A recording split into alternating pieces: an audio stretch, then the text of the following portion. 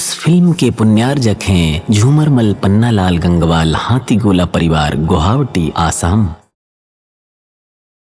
अथनंतर महाध्यानी वृषभदेव भगवान ने 6 माह पूर्ण होने पर आहार के निमित्त विहार किया। उन्होंने मन में विचारा कि आहा देखो, ये कच्छ महाकच्छ आदि महान वंशोद्भव संयमी मुनि का मार्ग न जानकर क्षुधा तृषा आदि 22 परिचय सहन करने में असमर्थ होकर थोड़े ही दिनों में भ्रष्ट हो गए। अतः मुझे मोक्ष मार्ग की सिद्धि और काय की स्थिति के निमित्त अवयतियों के आहार का मार्ग दर्शाना चाहिए। मोक्षाभिलाषी निर्ग्रंथ साधुओं को साधना में सहायक शरीर की स्थिति बनाए रखने के लिए नवदा भक्ति पूर्वक निर्दोष आहार लेना चाहिए।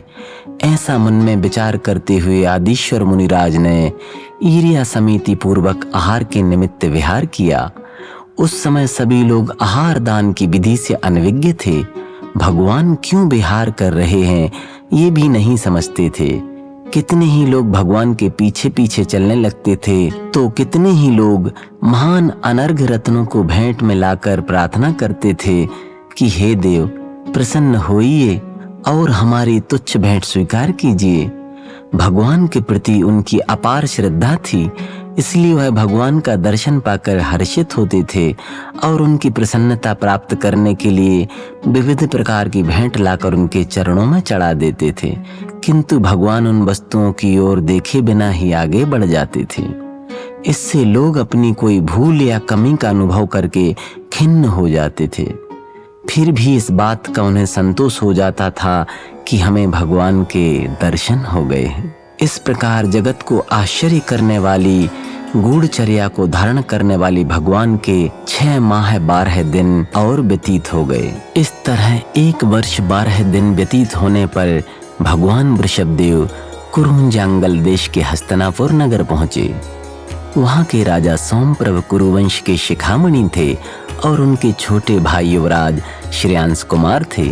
इन दोनों भाइयों ने रात्रि के अंतिम प्रहर में स्वप्न में स्वर्णमय सुमेरु पर्वत, आभूषणों से सुशोभित कल्प वृक्ष, आयालों वाला सिंह, सींगों के अग्रभाग में मिट्टी लगी ऐसा किनारा उखाड़ता हुआ बैल, सूर्य चंद्र समुद्र और अष्टमंगल द्रव्य धारण किए हुए व्यंतर देवों की मूर्तियां देखीं। प्रातः होते ही उन्होंने अपने पुरोहित से उन स्वप्नों का फल पूछा।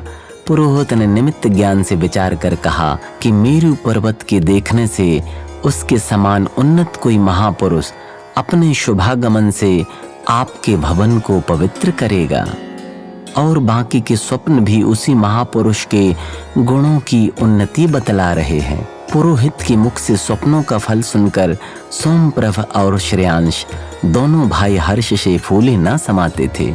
प्रातः काल के समय देखे गए स्वप्न शीघ्र ही फल देते हैं। पुरोहित के इन वचनों ने तो उन्हें और भी अधिक हर्षित बना दिया था। राजभवन में वे दोनों भाई उस महापुरुष की कथा करते हुए बैठे ही थे कि भगवान वृषभदेव विहार करते हुए हस्तिनापुर में आ गए। सिद्धार्थ नामक द्वारपाल से प्रभु के आगमन का समाचार सुनकर दोनों भाई राजमहल के आंगन तक बाहर आए और दूर से ही नम्रीभूत होकर भगवान के चरणों में भक्ति से नमस्कार किया, प्रदक्षिणाएं दी और जल से चरणों का प्रक्षालन कर पूजा करके अर्घ समर्पित करने लगे।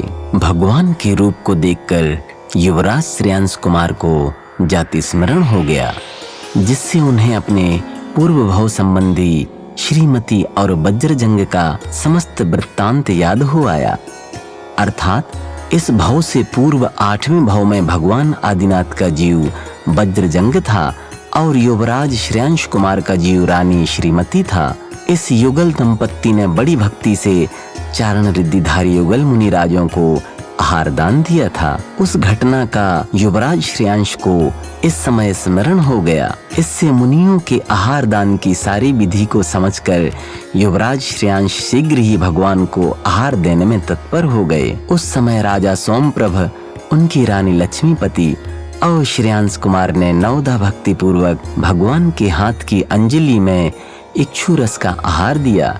इस महादान के प्रभाव से देवों ने पंचाश्चर्य प्रकट किए। जिस दिन भगवान का आहार संपन्न हुआ था वह दिन वैशाख शुक्ल तृतीया का दिन था।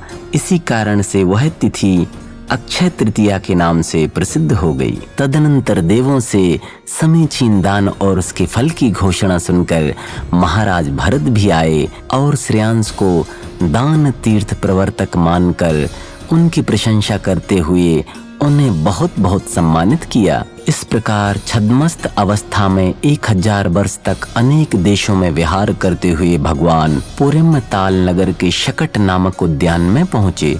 वे पूर्व दिशा की ओर मुख करके एक बट वृक्ष के नीचे पद्मासन लगाकर ध्यान में लीन हो गए। उन्होंने शुक्ल ध्यान के द्वारा छपक श्रेणी में आरोहण